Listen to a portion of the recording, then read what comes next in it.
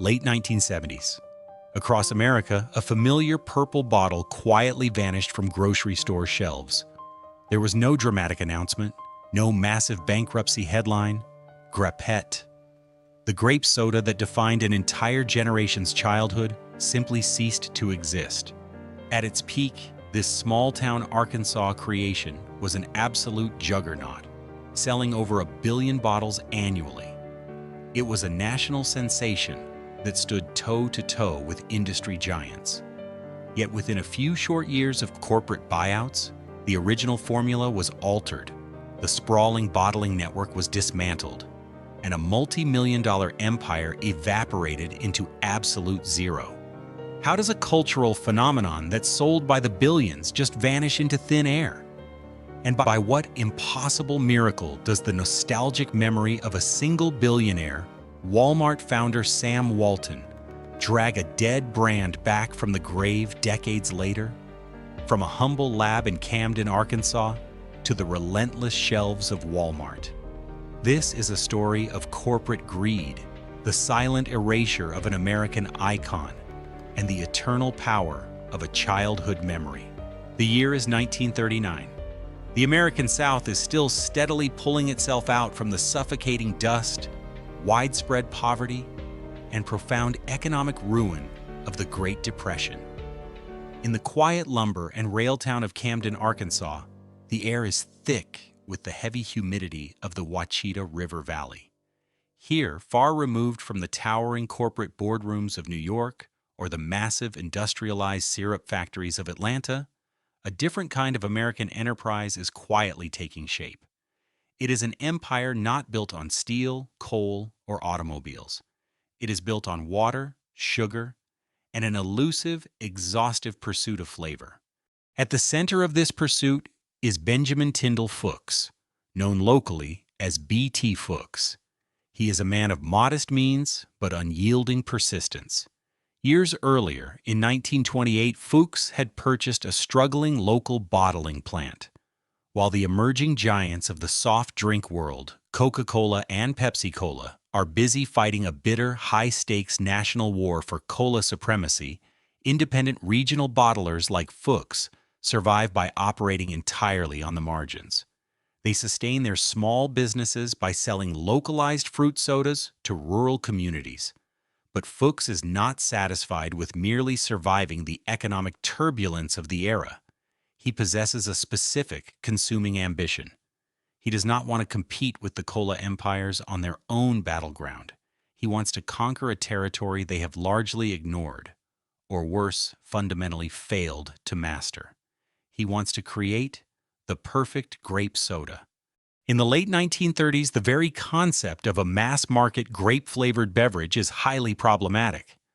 The soft drink industry has managed to replicate oranges, lemons, and strawberries with reasonable commercial success. Grape, however, remains the great white whale of flavor chemistry. For decades, attempts by various companies to bottle the essence of the grape have resulted in dismal, unpalatable failures. The available formulas invariably taste harsh, synthetic, and aggressively chemical. To the American consumer, the existing grape sodas on the market do not taste like fruit. They taste like medicine. They carry the heavy, syrupy profile of cheap cough remedies, leaving a cloying, artificial aftertaste that repels rather than refreshes the drinker. This deep-seated public association with medicine serves as a massive psychological barrier. Major bottlers have largely abandoned the flavor, writing it off as a commercial dead end. But Fuchs views this industry-wide failure not as a warning sign, but as an unguarded, highly lucrative frontier. He understands a fundamental truth of consumer psychology. If a bottler can successfully capture the genuine, light, and refreshing taste of real conquered grapes without the medicinal baggage, they will own an entirely undisputed segment of the market. The public demand for authenticity is immense. The supply is virtually non-existent. The pursuit of this elusive formula becomes Fuchs's singular obsession. Inside his modest Camden facility, the bottling plant transforms into a makeshift alchemy lab. He procures dozens of different grape extracts, synthetic compounds, and natural fruit oils from flavor houses across the entire country. Day after day, month after month, he engages in a methodical, financially punishing process of trial and error. He mixes experimental batches in small glass vials. He carefully adjusts the acidity, tweaking the delicate balance of citric and tartaric acids to cut through the heavy sugar base, attempting to mimic the natural, sharp bite of a real grape skin. He alters the carbonation levels, seeking the precise amount of fizz required to lift the flavor profile off the palate, rather than letting it sit heavily on the tongue. Most attempts are immediate failures. The experimental mixtures separate in the bottles, the colors turn muddy and unappealing, or the taste inevitably veers right back into that dreaded cough syrup territory. Yet Fuchs does not compromise. He relies on a highly localized and brutally honest testing group: himself, his plant employees, and the everyday residents of Camden. He enlists Hubert Owen, a trusted associate, pushing him to sample endless, minor variations of the syrup. They taste, they debate, they refine, and they pour gallons of rejected syrup down the factory drains. The financial strain of purchasing expensive raw materials for failed batches weighs heavily on the small Arkansas company, but Fuchs refuses to rush a flawed product to market. The formula has to be immaculate. It cannot simply be good enough for a grape soda. It has to redefine what a fruit beverage can be. Finally, in the early spring of 1939, the rigorous alchemy yields results: a distinct, brilliant purple liquid. Fuchs develops a proprietary blend that achieves the impossible. By meticulously combining specific, tightly guarded proportions of distinct grape flavorings, he manages to completely neutralize the harsh chemical notes that had plagued the industry for decades. The resulting liquid is a revelation. It is bright, crisp, and carries the authentic, sun-ripened sweetness of fresh Concord grapes. The heavy, medicinal aftertaste is entirely gone, replaced by a clean, sharp finish. When he tests this finalized formulation on the people of Camden, the reaction is instantaneous and overwhelmingly positive. People do not just tolerate the new drink, they are captivated by it. It is a flavor profile that American consumers have never experienced in a carbonated beverage. Fuchs knows immediately that he has struck a vein of pure commercial gold. He names the creation Grapette. The name itself is soft, approachable, and intentionally lacks the aggressive, industrial branding of many contemporary products. But having the perfect liquid in a vat in Arkansas is only the first part of the equation. To transform a local triumph into a sprawling national empire, B.T. Fuchs knows he must completely rethink how the product is packaged, delivered, and consumed. He is about to make a series of highly unconventional decisions that will defy industry standards, infuriate traditional bottlers, and ultimately catapult his purple creation into the homes of millions of Americans. The foundation is poured. The true machinery of the Grapette empire is about to be switched on.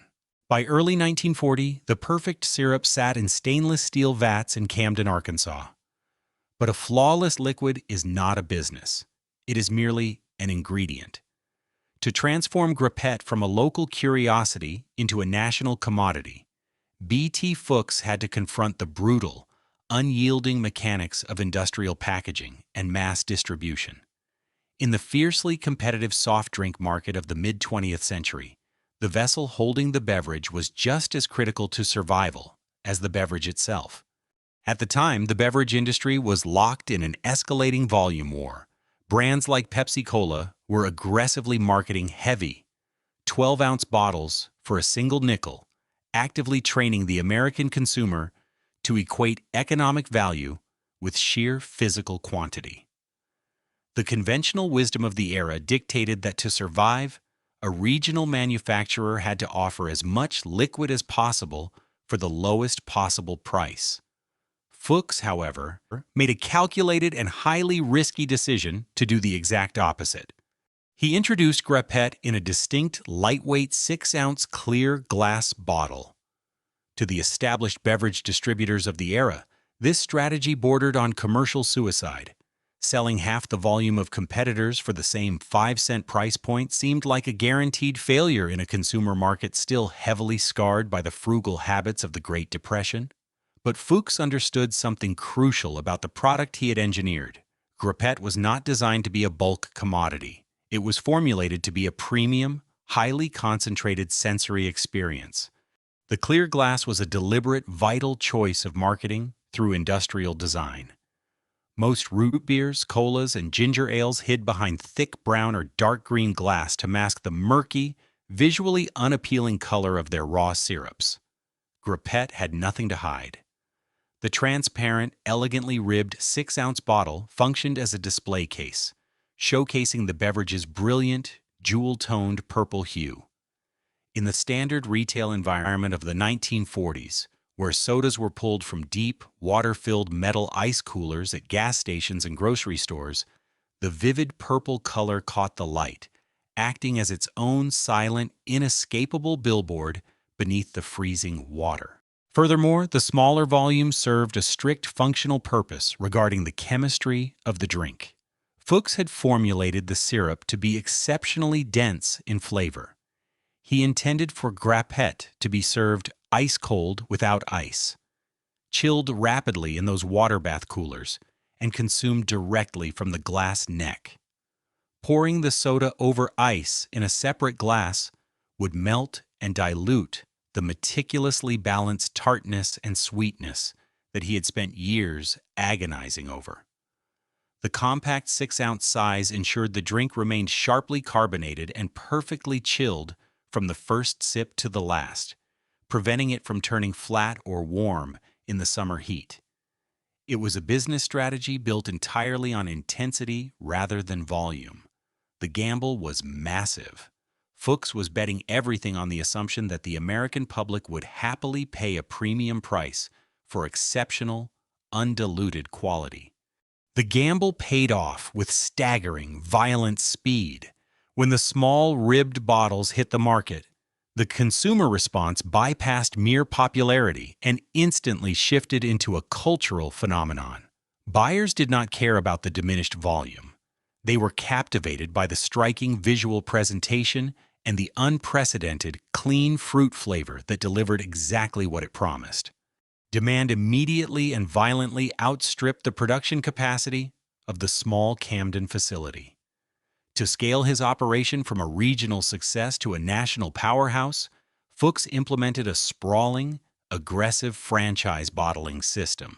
Rather than attempting to secure the massive capital required to build and manage distant factories himself, he sold the exclusive rights to bottle and distribute Grapette to independent industrial operators across the country. He shipped the proprietary concentrated syrup out of Arkansas by rail and heavy truck in massive steel drums, allowing local entrepreneurs to add the carbonated water, bottle the final product on their own assembly lines, and distribute it within their rigidly defined territories. This decentralized industrial network allowed the brand to expand at a blistering, almost uncontrollable pace. B.T. Fuchs traveled relentlessly, crisscrossing the United States by train and automobile to pitch his purple gold to eager investors. These independent bottlers became the vital, pumping arteries of the Grapette empire.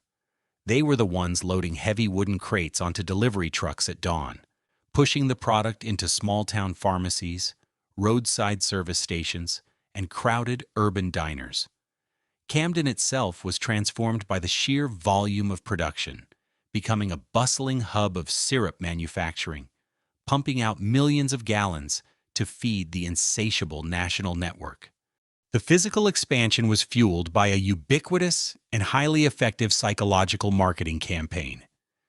Tin signs, thermometers, and roadside billboards plastered the American landscape with a simple, supremely confident slogan, "Thirsty or not."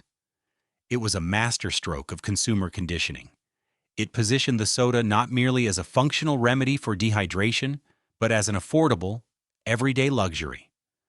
The messaging implied that you didn't need a physical reason to buy a Grapette. The flavor alone justified the purchase at any hour of the day. By the end of World War II, as sugar rationing finally lifted and the post-war economic boom roared to life, Grapette reached a dizzying industrial peak. Over 600 independent bottling plants across the United States were churning out the 6-ounce bottles, their automated assembly lines clinking endlessly with the sound of glass. Annual sales figures skyrocketed into the tens of millions, eventually crossing the astonishing billion-bottle mark globally. Grapette had become the undisputed king of fruit-flavored sodas, holding a market position that seemed as solid and permanent as the steel vats in Camden. Yet, embedded deep within the architecture of this massive success was a fatal structural vulnerability.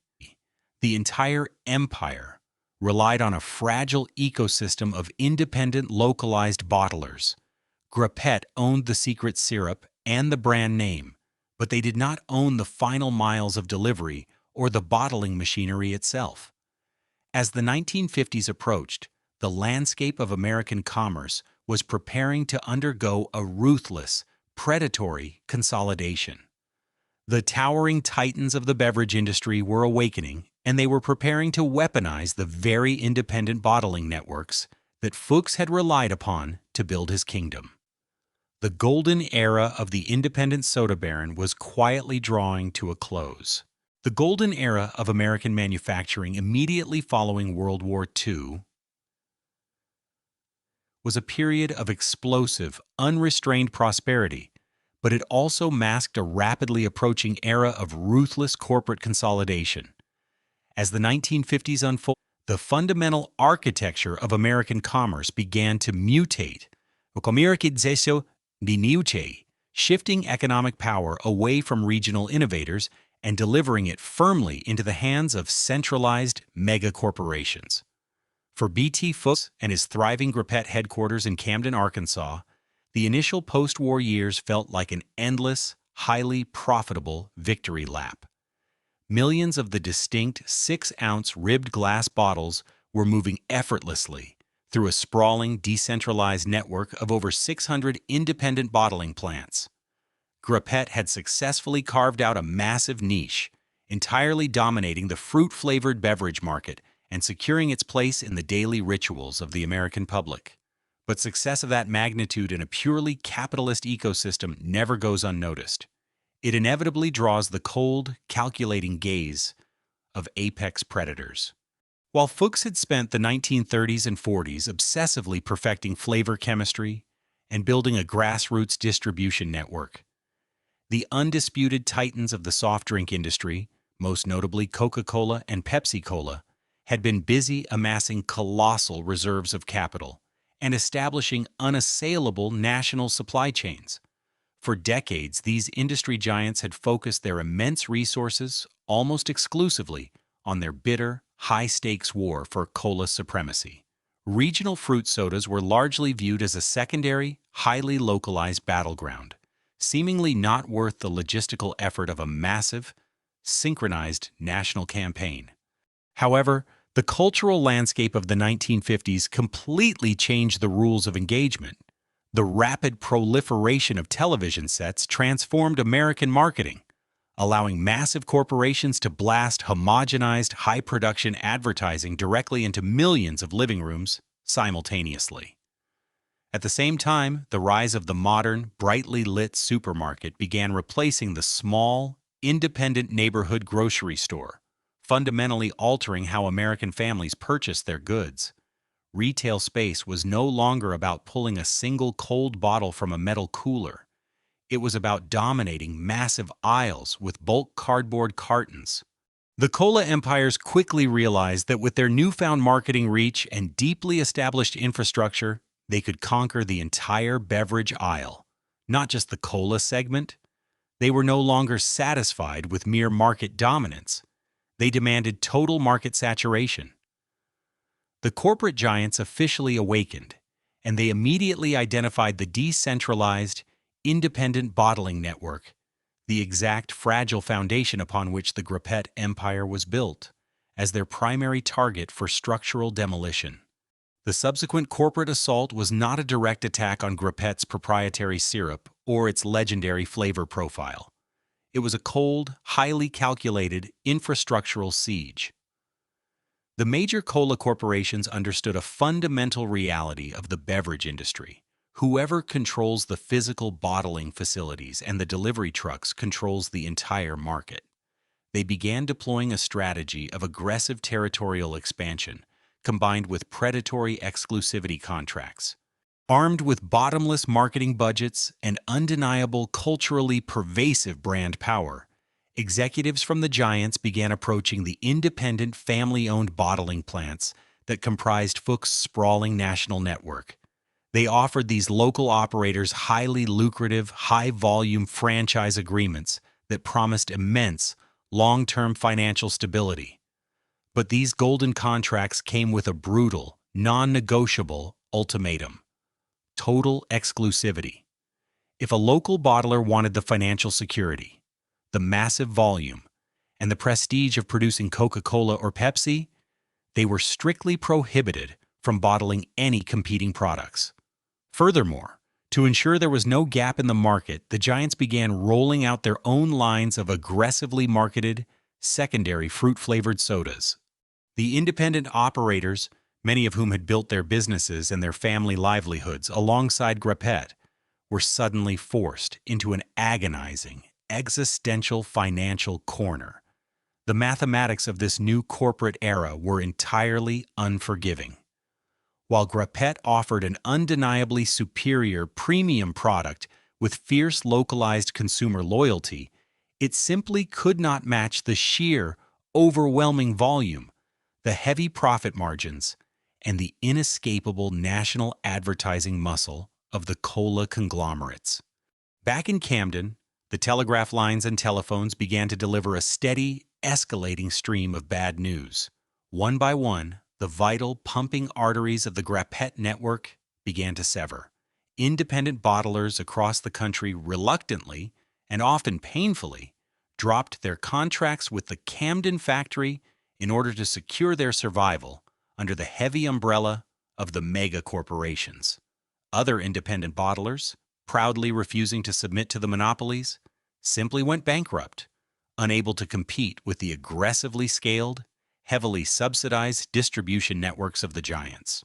BT Fuchs watched helplessly as his meticulously constructed empire of independent operators was systematically dismantled by macroeconomic forces far larger than flavor, quality, or local loyalty. The beautiful 6-ounce glass bottle, once a symbol of premium perfection and a unique competitive advantage, suddenly became a crippling liability in a retail market newly obsessed with bulk volume and corporate homogenization. The invisible structural walls of the American economy were rapidly closing in on the small town of Camden, and the mounting, suffocating pressure was forcing the proud, independent company toward a desperate and ultimately fatal corporate pivot. By the time the calendar turned to 1969, the American economic landscape had become entirely unrecognizable to the men who had built it just 3 decades earlier. The post-war era of the localized independent manufacturer, a time when a determined inventor in a small town could carve out a massive slice of the national market, was rapidly and violently drawing to a close. The country was now increasingly ruled by conglomerates. Massive, heavily consolidated megacorporations were systematically swallowing up regional businesses, driven by a Wall Street culture that prized aggressive diversification and endless quarterly growth above all else. In the humid river valley of Camden, Arkansas, BT Fuchs was acutely aware of this shifting tide. He was no longer the hungry, relentless upstart who had spent countless agonizing nights pouring failed, medicinal-tasting syrups down the factory drains. He was now an aging executive, weary from fighting a continuous, exhausting war of attrition against industry titans. He had watched with a heavy heart as his meticulously constructed network of independent franchise bottlers was slowly dismantled by the predatory exclusivity contracts of the corporate giants. Fuchs had held the line for 30 years, fiercely protecting his proprietary formula and his brand's independence. But the suffocating pressure of a consolidating market left him cornered. The immense capital required to modernize, advertise, and compete on a truly national scale in the approaching 1970s was simply beyond the reach of a standalone Arkansas operation. Facing the grim, unavoidable mathematics of modern commerce, Fuchs made the most difficult decision of his professional life. In 1969, he agreed to sell the Grapette company to the Rheingold Corporation. Rheingold was a towering, New York-based conglomerate, famous primarily for its massive, high-volume brewing operations in the Northeast. Flush with capital, the corporation was aggressively seeking to diversify its holdings beyond beer, attempting to build a sprawling, unified portfolio of beverage properties. They had recently acquired Flavette, another regional soft drink company, and the acquisition of Grapette, a beloved, nationally recognized brand with a billion-bottle legacy, was viewed as the perfect crown jewel for their new, non-alcoholic division. On paper, the acquisition was framed to the public as a vital strategic partnership, a way to inject necessary lifeblood and corporate muscle into a struggling regional treasure. But in reality, it marked a profound and fatal severing of the brand's soul. When the final contracts were signed, the deep, localized heartbeat of Grapette instantly stopped. Control of the famous purple syrup was abruptly uprooted from the close-knit community of Camden. It passed from a passionate founder who intimately understood every chemical nuance of his creation, directly into the hands of a distant board of directors operating out of a sterile, high-altitude boardroom in Manhattan. These new corporate custodians shared no history with the product. They had no personal connection to the town that built it, no reverence for the struggle of its creation, and absolutely zero understanding of the delicate, almost emotional bond the beverage had forged with millions of American consumers. To B.T. Fuchs, Grapette was a triumph of human perseverance. To Rheingold, it was merely an acquired asset, a line item on a ledger waiting to be ruthlessly optimized. The moment Rheingold assumed total operational control, a catastrophic ideological clash began to unfold behind closed doors. The new executive leadership approached their newly acquired Arkansas property with the cold, hyper-industrialized mindset of a high-volume commercial brewery. Their immediate priority was not to understand why people loved Grapette, but rather to deploy aggressive corporate audits to identify and eliminate what they perceived as operational inefficiencies. Unfortunately for the legacy of the drink, nearly every single element that made Grapette unique, premium, and beloved was viewed by Rheingold's accountants as an unacceptable financial burden. The first casualty of this corporate logic was the brand's physical presentation. Rheingold's analysts looked at Grapette's iconic 6-ounce clear glass bottle and were completely baffled. In a beverage market that was rapidly pivoting toward larger 12-ounce and 16-ounce disposable containers, the corporate executives viewed the small, heavy glass as a logistical nightmare. They did not care about B.T. Fuchs's carefully engineered concept of ice cold without ice. They did not care that the precise 6-ounce volume was meticulously designed to ensure the highly carbonated, sharply flavored syrup was consumed rapidly before it could turn warm and flat in the summer heat. To a company accustomed to shipping millions of gallons of generic beer, a 6-ounce bottle was simply a mechanism that depressed overall sales volume and complicated standardized shipping routes. Furthermore, the corporate auditors turned their attention to the proprietary syrup itself. Fuchs had always demanded the use of premium, highly concentrated, and expensive raw flavor extracts to ensure the sharp, authentic bite of real Concord grapes. Where Fuchs saw an uncompromising commitment to quality that commanded fierce brand loyalty, Rheingold saw an excessively bloated manufacturing expense eating directly into their profit margins. This disconnect revealed a fatal corporate miscalculation, one that has destroyed countless acquired brands throughout industrial history. Rheingold operated under the arrogant assumption that a brand's true value resided entirely in its trademark name and its recognizable logo, entirely divorced from the physical reality of the product itself. The executives believed that consumers bought Grapette purely out of blind habit. They assumed the American public was fundamentally unsophisticated, betting that buyers would happily accept any purple, carbonated liquid as long as it was poured from a bottle bearing the familiar, comforting Grapette script. Armed with this dangerous, detached logic, the New York board began drafting sweeping directives to completely dismantle the foundational architecture of the Arkansas company. They had absolutely no interest in maintaining the expensive, premium ingredients, nor were they willing to navigate the complexities of a unique, specialized bottling process. The orders handed down from corporate headquarters were absolute, prioritizing synergy and aggressive cost-cutting over everything else. The new owners were preparing to fix a product that was structurally perfect. In their blind pursuit of immediate financial optimization, Rheingold was positioning itself to gut the very essence of the beverage, standing on the precipice of one of the most agonizing, self-inflicted commercial disasters in American history. The transition of power from the humid, hands-on environment of Camden, Arkansas, to the sterile, high-altitude boardrooms of New York City triggered a rapid, systematic dismantling of everything that made Grapette a cultural institution. When the Rheingold Corporation took complete operational control in 1969, they did not see a beloved American beverage with a meticulously crafted legacy. They saw a regional asset laden with unacceptable manufacturing overhead. Armed with spreadsheets, quarterly profit targets, and ruthless efficiency mandates, the new executive leadership immediately targeted the very soul of the brand. The proprietary formula B.T. Fuchs had spent agonizing years perfecting.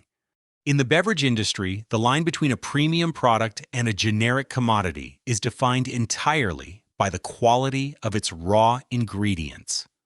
Fuchs had always demanded the use of expensive, high-grade fruit oils and a tightly controlled balance of natural acids to ensure the sharp, authentic bite of real Concord grapes. To the corporate auditors at Rheingold, this uncompromising commitment to quality was viewed as a massive, unnecessary financial drain. The mandate from headquarters was clear and unforgiving: lower the production costs immediately by any means necessary. The corporate chemists went to work, stripping away the expensive natural components that gave the syrup its distinctive crisp finish. In their place, they introduced cheaper, synthetic flavorings and heavier, highly processed acid sweetening agents, fundamentally altering the liquid's chemical makeup.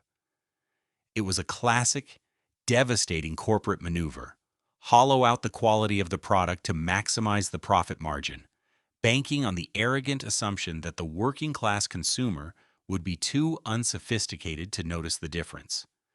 The board believed they were simply optimizing a recipe. In reality, they were tampering with perfection. But the disruption did not stop at the chemical level. Rheingold's leadership was equally determined to solve the problem of Grapette's unique physical presentation. For decades, the iconic, ribbed 6-ounce clear glass bottle had been the brand's most powerful marketing tool, designed specifically to deliver the soda ice-cold without ice, before it could lose its sharp carbonation. However, as the 1970s dawned, the beverage market was aggressively shifting toward large-volume, standardized 16-ounce glass and aluminum containers. To a massive conglomerate accustomed to shipping millions of barrels of beer across the Northeast, maintaining a specialized, low-volume glass bottle for a single regional soda was considered an absolute logistical nightmare. Without a single thought for the functional purpose of the smaller size, Rheingold unceremoniously scrapped the 6-ounce bottle. The newly altered synthetic syrup was abruptly pumped into massive, standardized containers. The visual magic of the jewel-toned liquid shining through ribbed glass was completely lost, replaced by generic packaging that allowed the drink to blend seamlessly and fatally into the crowded background of the modern supermarket aisle. The final, most destructive phase of Rheingold's efficiency campaign targeted the human infrastructure of the brand. To streamline their newly acquired asset, the corporation aggressively dismantled the loyal, decades-old network of independent franchise bottlers that had built the Grapette empire from the ground up. These local operators, who understood their communities and had fiercely protected the brand's reputation for 30 years, were viewed by New York as an obsolete, inefficient middleman. Rheingold forced the manufacturing and distribution of Grapette into their own pre-existing massive industrial channels alongside their beer and other acquired soft drink brands. The localized care, the dedicated delivery routes, and the fierce independence of the Camden operation were entirely erased. Grapette was no longer a specialty item crafted by a dedicated community. It was just another flavor in a bloated, homogenized corporate portfolio. However, the board of directors had grossly underestimated the most powerful variable in commerce: the American consumer. Rheingold's executives believed that the brand's true value lived purely in the trademarked name and the familiar purple logo. They assumed that buyers would blindly consume whatever liquid was placed behind that label out of sheer brand habit. It was a catastrophic miscalculation. When the newly formulated, mass-packaged Grapette finally hit the grocery store shelves, the public reaction was not a loud, explosive boycott. It was something far more dangerous and irreversible to a commercial enterprise: a silent, immediate rejection. Consumers who had grown up with the sharp, crisp bite of the original 1939 recipe took one sip of the new concoction and instantly recognized the betrayal. The drink was now overwhelmingly sweet, heavily flat, and carried that exact dreaded medicinal aftertaste that Fuchs had worked so tirelessly to eliminate in his makeshift lab 30 years prior.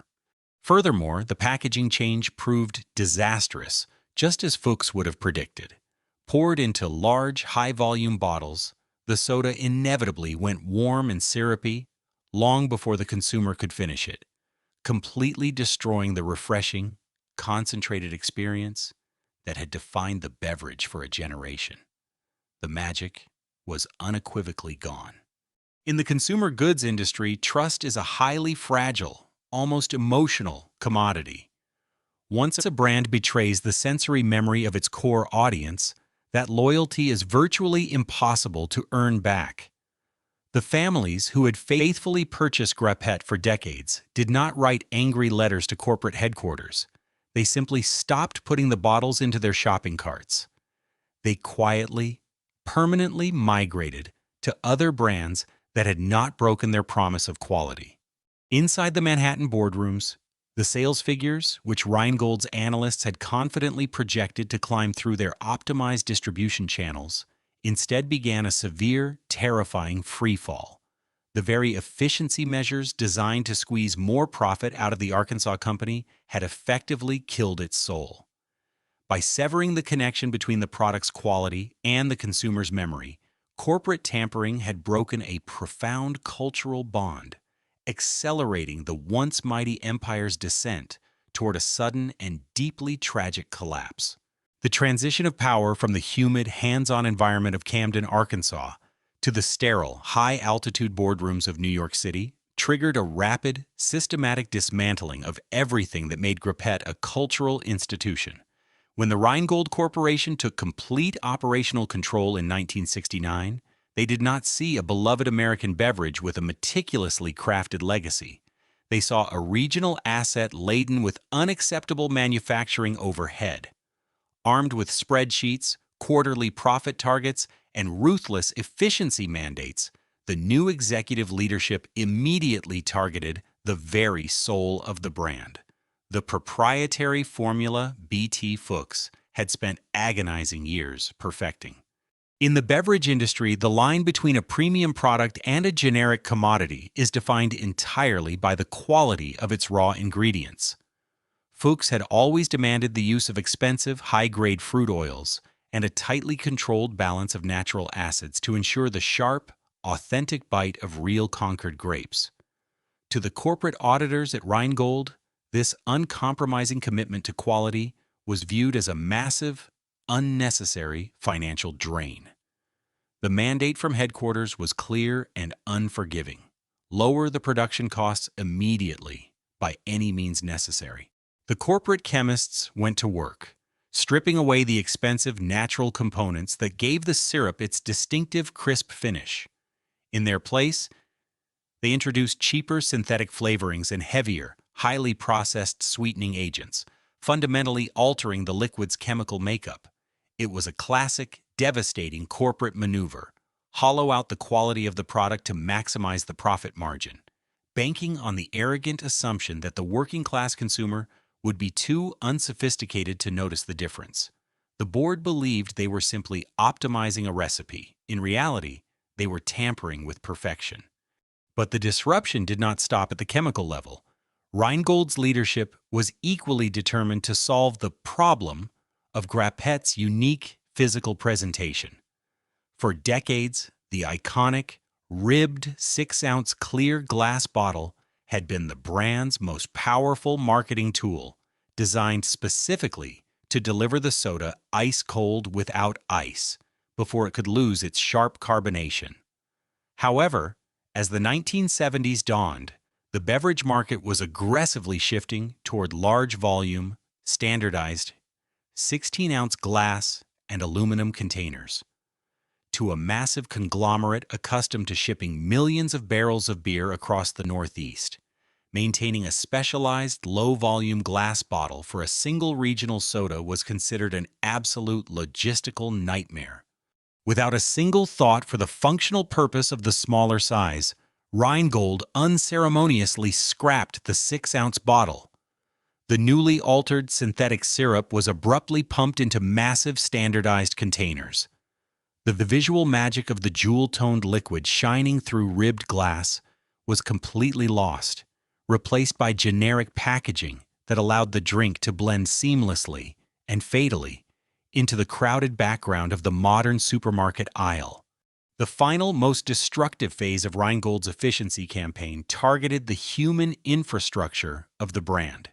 To streamline their newly acquired asset, the corporation aggressively dismantled the loyal, decades-old network of independent franchise bottlers that had built the Grapette empire from the ground up. These local operators, who understood their communities and had fiercely protected the brand's reputation for 30 years, were viewed by New York as an obsolete, inefficient middleman. Rheingold forced the manufacturing and distribution of Grapette into their own pre-existing massive industrial channels alongside their beer and other acquired soft drink brands. The localized care, the dedicated delivery routes, and the fierce independence of the Camden operation were entirely erased. Grapette was no longer a specialty item crafted by a dedicated community. It was just another flavor in a bloated, homogenized corporate portfolio. However, the board of directors had grossly underestimated the most powerful variable in commerce, the American consumer.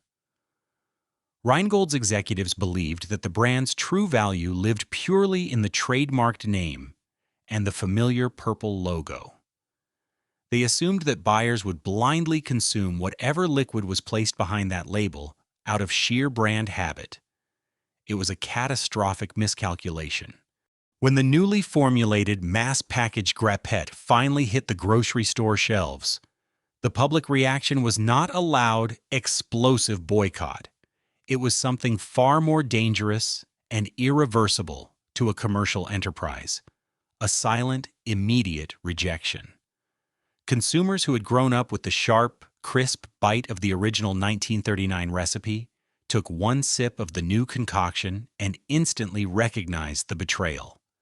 The drink was now overwhelmingly sweet, heavily flat, and carried that exact dreaded, medicinal aftertaste that Fuchs had worked so tirelessly to eliminate in his makeshift lab 30 years prior.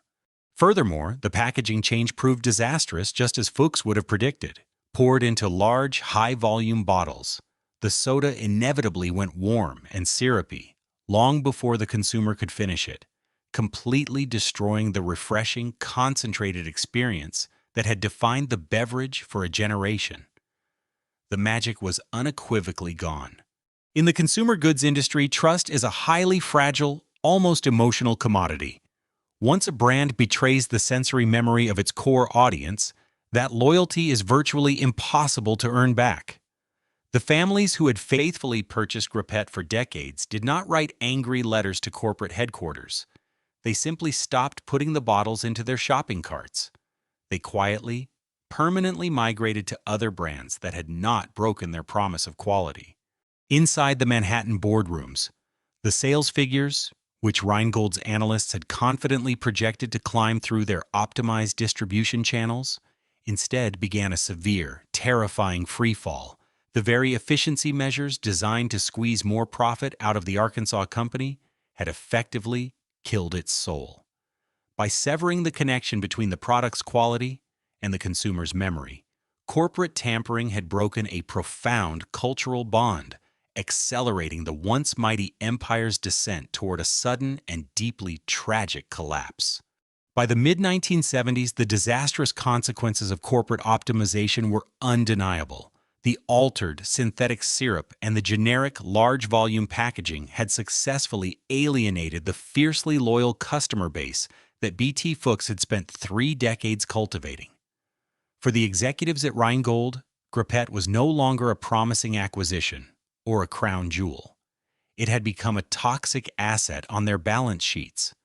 The massive conglomerate, entirely unwilling to admit fault or revert to the expensive 1939 formula, opted for the standard corporate exit strategy. They decided to cut their losses and sell it off. This initiated the most humiliating phase of Grapette's history. The once mighty American empire was reduced to a corporate hot potato, tossed haphazardly between various holding companies and rival beverage conglomerates. In a dizzying series of transactions, Rheingold eventually divested its soft drink division. The Grapette trademark was bundled with other struggling brands and acquired by entities who cared even less about its heritage than Rheingold had. Each subsequent owner looked at the plummeting sales figures and slashed the marketing budget further, attempting to extract whatever residual value remained in the fading name. The brand was systematically stripped of its dignity. It was no longer a standalone premium product demanding prominent display space. It was relegated to the bottom shelves of grocery stores, pushed into the dark corners of the beverage aisle where forgotten brands go to quietly expire. The vibrant, omnipresent advertising that had once plastered American highways with the confident slogan, "Thirsty or not," was completely abandoned. The neon signs in small-town diners burnt out and were never replaced. Grapette had become a ghost, haunting its own market, a product purchased only occasionally out of morbid curiosity or mistaken nostalgia, only to disappoint the buyer one final time. But the most profound tragedy was not unfolding on the corporate ledgers in New York or Chicago. It was happening on the ground in Camden, Arkansas. For decades, the rhythm of this Ouachita River Valley town had been synchronized with the mechanical clinking of the bottling lines. The massive steel vats of deep purple syrup had provided steady livelihoods for hundreds of local families. The constant arrival and departure of heavy distribution trucks had been the lifeblood of the local economy. Now an eerie, agonizing silence began to settle over the original production facilities. As the national demand evaporated, the corporate owners drastically scaled back the manufacturing orders. The sprawling, decentralized network of independent bottlers, already decimated by the cola wars, completely severed their remaining ties with the dying brand. there was no longer any financial incentive to allocate factory time or delivery space to a product that nobody wanted to buy. Inside the Camden plant, the inevitable machinery of industrial decay took over. The high-speed assembly lines were shut down one by one. The heavy wooden crates, once proudly stamped with the Grapette logo, were stacked in dark warehouses, gathering thick layers of dust.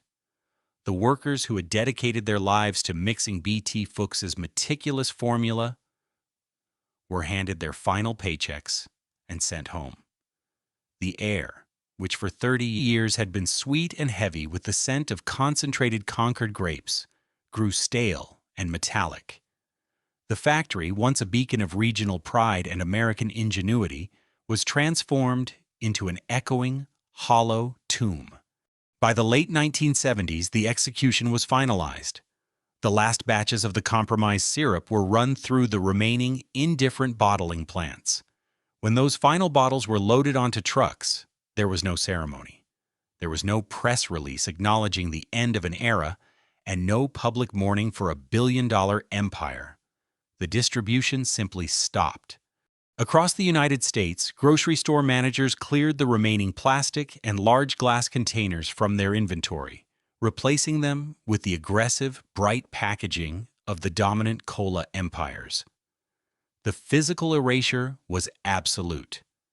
A child born in America in 1980 would have absolutely no idea that Grapette had ever existed. They would never experience the sharp, ice-cold bite of the 6-ounce ribbed bottle. To a new generation, the Purple Ghost was merely a strange, fading memory that their parents or grandparents occasionally mentioned with a sigh of inexplicable loss. The total annihilation of a beloved cultural icon at the hands of corporate greed seemed entirely complete. Grapette was dead in the United States, murdered by the very systems that were supposed to elevate it. However, the corporate executives who carelessly signed the brand's death warrant had overlooked a critical, singular detail. When BT Fuchs sold his domestic empire in 1969, a small, seemingly insignificant clause had allowed his family to retain control of a distant, isolated fragment of the business. While the brand lay in ruins across North America, a solitary ember had been quietly smuggled out of the country, waiting in exile for a chance to survive. To the American consumer of the late 1970s, the death of Grapette was an absolute, undisputed fact. The brand had been scrubbed from the shelves, erased from the highway billboards, and quietly relegated to the dusty corners of cultural memory. The sprawling industrial network that BT Fuchs had built in Camden, Arkansas, had been utterly dismantled by the ruthless optimization strategies of the Rheingold Corporation and its subsequent buyers. In the United States, the Purple Empire was nothing more than a carbonated ghost. But industrial history is rarely a simple narrative of total extinction. Sometimes, survival depends entirely on invisible lines drawn on a map. To understand the miraculous survival of the brand, one must rewind to the fateful year of 1969, to the very moment the fatal contracts were signed with New York executives. While BT Fuchs was finalizing the sale of his domestic empire, a quiet, strategic maneuver was being executed in the background by his son-in-law, J. Paul Brooks. Brooks was an astute operator who understood the immense intrinsic value of the original product. He recognized that while the corporate giants were hyper-fixated on acquiring the massive, immediate cash flow of the American market, they were largely indifferent to the brand's unproven potential overseas. During the negotiations, Brooks successfully engineered a structural carve-out. He retained the absolute rights to the brand, the trademark, and most importantly, the original 1939 proprietary formula for all markets outside the borders of the United States. He formed a completely separate, independent entity known as Grapette International. When the ink dried on the Rheingold acquisition, the domestic company was effectively sentenced to death by corporate bureaucracy. But Grapette International was handed a passport. The contrast between the two diverging timelines is one of the most bitter, fascinating ironies in modern beverage history.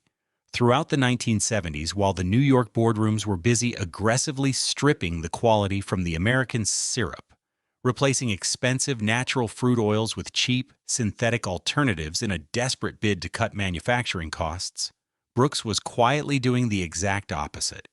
Operating entirely outside the suffocating jurisdiction of American conglomerates, Brooks packed up the meticulous, uncompromising blueprints of his father-in-law's original formula and looked south. He targeted the emerging markets of Latin America, South America, and the Caribbean. These regions, with their consistently hot climates and rapidly growing consumer bases, were the perfect environment for a sharply carbonated, intensely flavored fruit soda that was designed to be consumed ice cold. Without the massive overhead of a bloated corporate parent, Brooks was able to deploy the classic grassroots franchising strategy that had originally built the company in the 1940s. He partnered with independent regional bottlers in countries like Brazil, Peru, and Mexico. And most crucially, he absolutely refused to compromise the chemistry. The Grapette that flowed into glass bottles across Latin America was the exact high-grade, naturally accented liquid that had captivated the American South 30 years prior. The resulting business reality was a study in profound corporate irony. The very same 1939 formula that the highly educated, highly paid corporate auditors at Rheingold had confidently declared too expensive and inefficient to manufacture for the wealthiest consumer market on Earth was simultaneously being produced with massive, sustainable profitability in developing economic regions. While the American factories went dark and silent, international bottling plants were humming to life. While American consumers were rejecting the flat, synthetic, heavily syrupy version pushed by conglomerates, international consumers were discovering the crisp, refreshing bite of the authentic recipe. Grapette had not died. It had simply been forced into exile. This exile created a bizarre, decades-long psychological disconnect. For over 20 years, the brand lived a complete double life. In the United States, it was an artifact of nostalgia. Grandparents would occasionally reminisce about the vivid purple drink they used to pull from ice coolers at small-town gas stations, mourning it as a casualty of a bygone era. They assumed the secret recipe was lost to time, buried beneath the unstoppable march of the cola monopolies. They had absolutely no idea that just a few thousand miles away in another hemisphere, teenagers were actively pulling that exact same drink from modern refrigerators. The brand was thriving, untainted by the catastrophic corporate tampering that had destroyed its domestic reputation.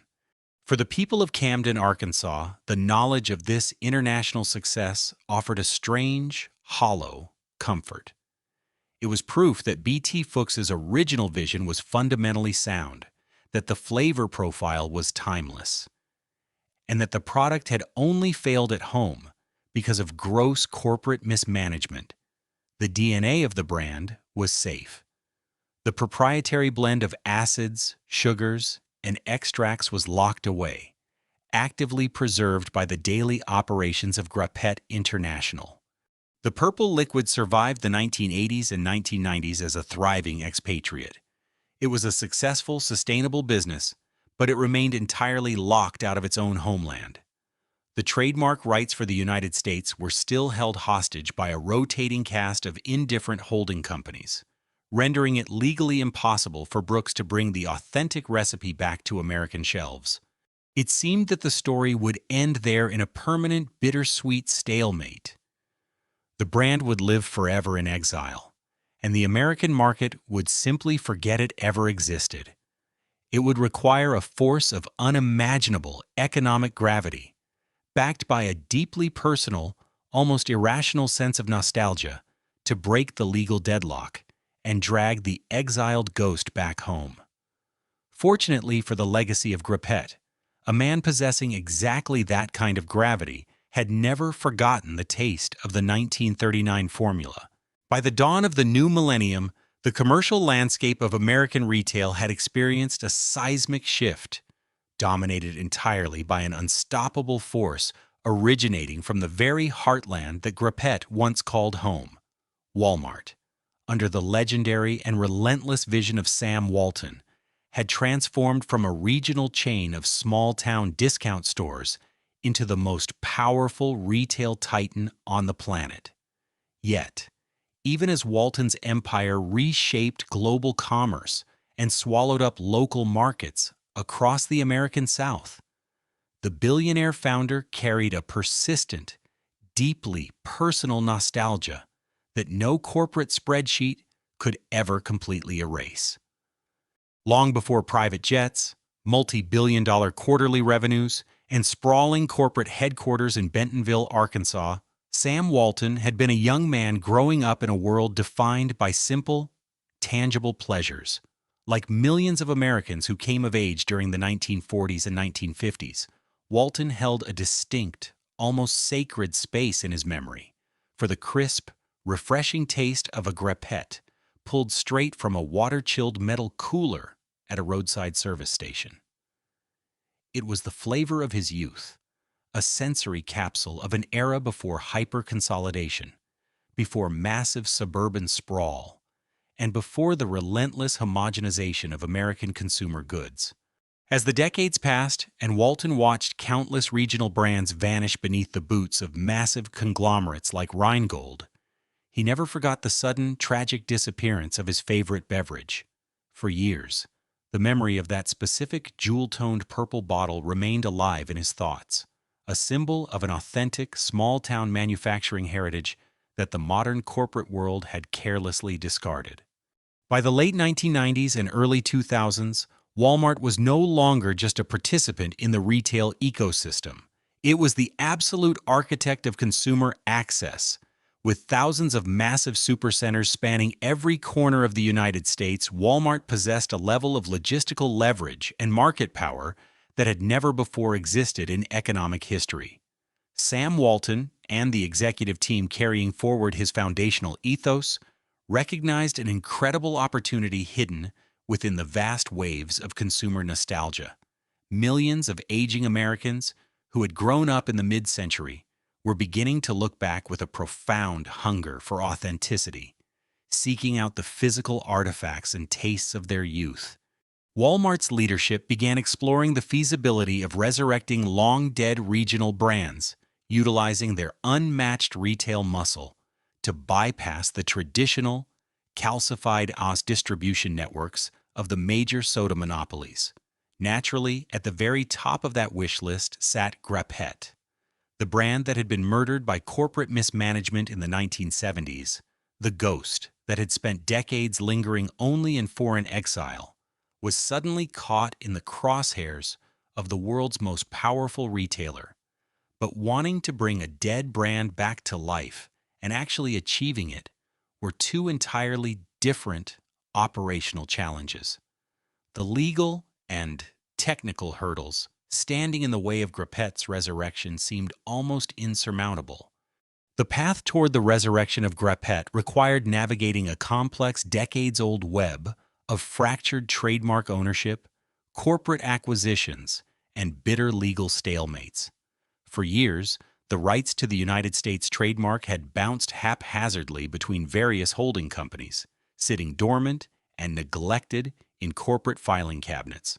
Walmart's procurement and legal teams initiated a quiet, high-stakes campaign to hunt down the fragmented legal rights, cutting through layers of corporate bureaucracy to clear the path for a domestic return. At the same time, the corporate machinery reached out across international borders to the entity that had kept the flame alive for over 30 years, Grapette International, still guided by the descendants and associates of J. Paul Brooks. The reunion between the massive retail titan and the small, fiercely loyal keepers of B.T. Fuchs's original vision was a moment of profound industrial poetic justice. When Walmart representatives approached Grapette International, their mandate was surprisingly respectful of the brand's sacred history.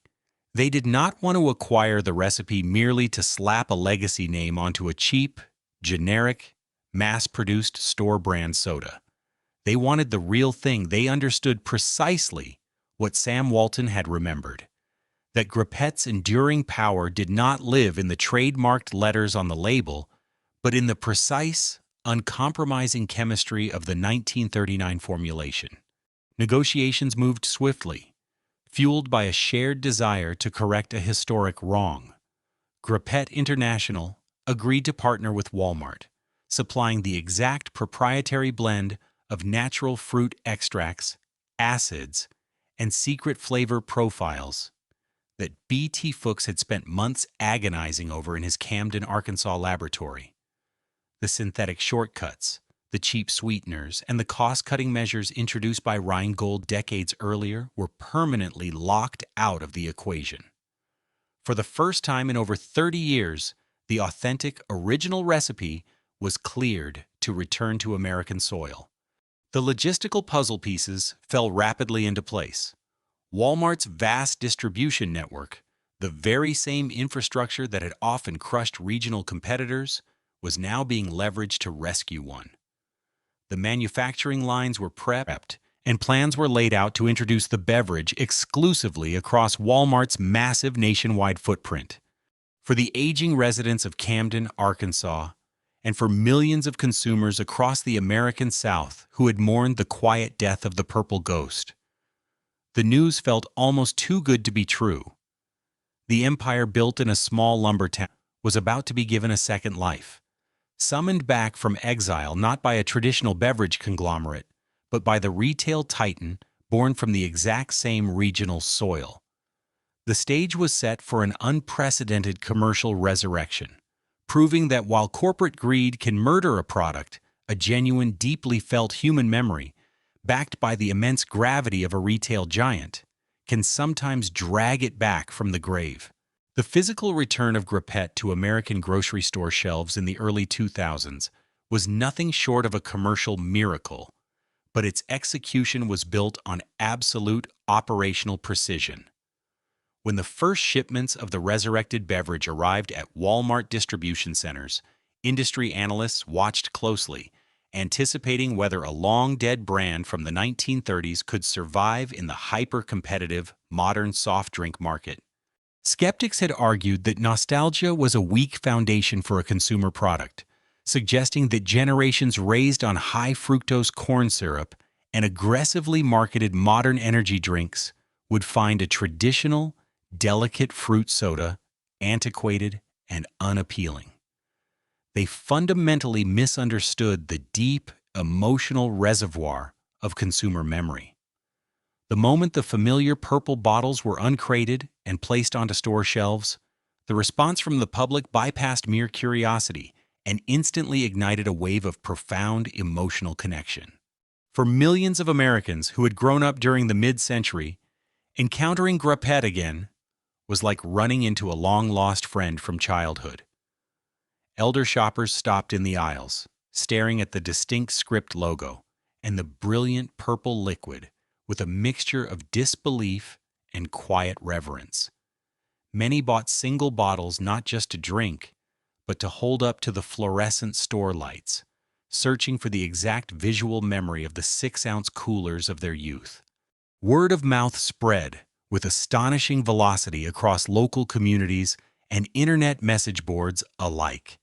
Grandparents brought their grandchildren down the beverage aisle, carefully explaining how this specific drink tasted like summer afternoons, small-town main streets, and an era when things were made with uncompromising patience. It wasn't just a soft drink transaction anymore. It was an intergenerational transfer of memory. Families who hadn't spoken about the brand in 30 years were suddenly sharing stories across dinner tables about the local gas stations where they used to buy it for a nickel. Behind this overwhelming consumer reception lay the quiet, stubborn triumph of B.T. Fuchs's original vision. Because Walmart and Grapette International had adamantly refused to cut corners or cheapen the recipe, the liquid inside the bottle was completely authentic. It carried that exact crisp, sun-ripened Concord grape bite, completely devoid of the heavy, medicinal syrup flavor that corporate conglomerates had forced onto the product during its dark days under Rheingold. Shoppers took that first sip and experienced an instant, visceral sensory time travel. The taste hadn't changed. The promise had finally been kept. For Camden, Arkansas, the resurrection of Grapette served as a profound vindication. While the original factories did not miraculously reopen to employ thousands of workers as they once had, the town's historical legacy was firmly pulled out of the shadows of corporate failure. The narrative shifted from a tragic tale of a murdered empire to a legendary story of resilience.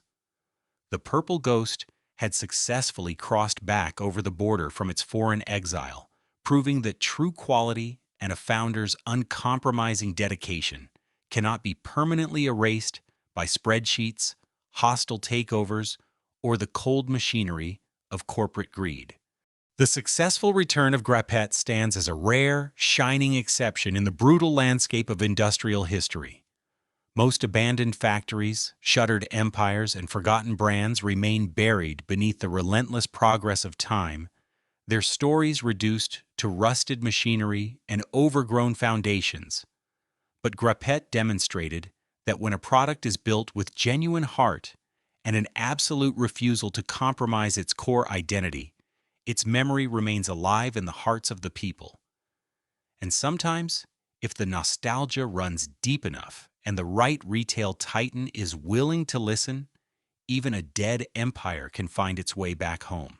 By the early 2000s, the purple bottles finally returned to the American retail landscape, carried home not by corporate strategy, but by the weight of an enduring memory. The resurrection of Grapette proved a fundamental truth about industrial history. Supply chains can be dismantled, formulas altered, and factories silenced, but true cultural resonance cannot be easily erased by a balance sheet. A corporation can optimize every cost and standardize every container, yet it can never manufacture the deep, emotional connection forged between a product and the people who lived alongside it. Grapette survived its dark decades in exile because its foundation was built on genuine care, not mere commerce. As the old delivery trucks faded into the archives of American nostalgia, the story of the Camden Soda remains a quiet reminder of what is lost when quarterly profits eclipse human memory, and how rare it is for a forgotten empire to ever find its way back home. Thank you for watching. If this journey through industrial history resonated with you, consider subscribing and sharing your own memories in the comments below.